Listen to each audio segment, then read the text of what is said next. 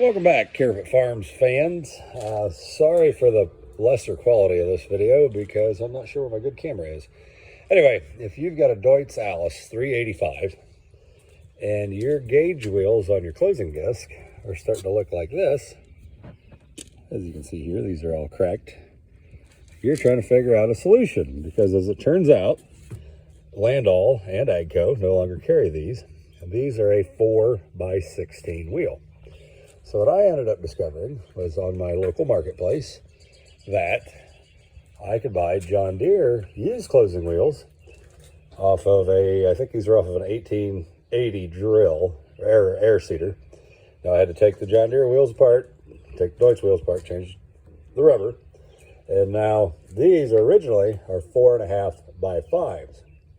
But what wears out on these is this outer lip that we don't need. So as you can see, these are chewed up, but that's not a problem. So what you do is you find yourself, you assemble the dang thing, and then you find yourself a good way to cut it. Now I did start out on this, the first one, using a cutoff wheel on an angle grinder.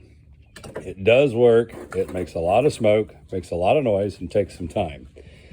What I found was these knives, which were made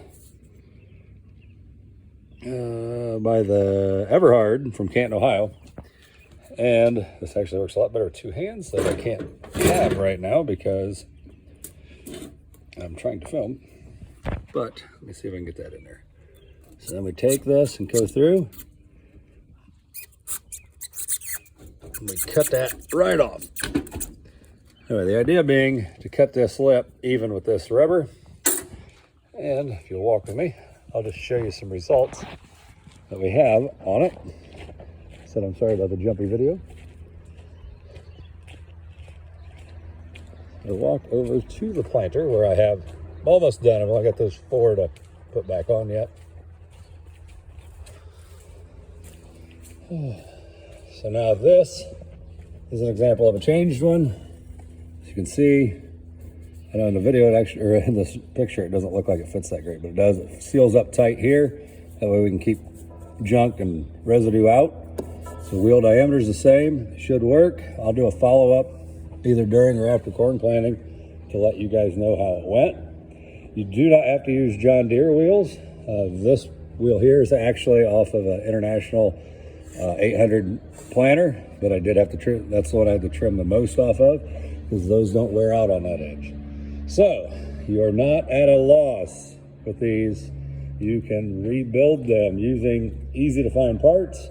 And as long as you don't mind somebody's stubble checked wheels, which shouldn't hurt a dang thing, you can buy them for next to nothing.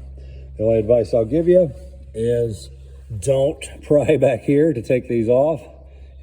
You will snap it, as you can see.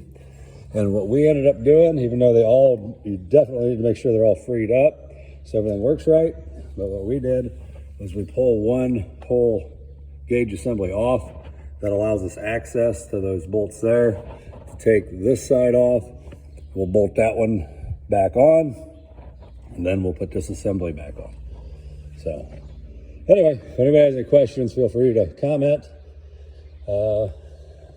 Yeah, that's about all I got for you right now. So just keep these old 385s running. I don't really know what can plant with them once you know how to set them up. Thanks.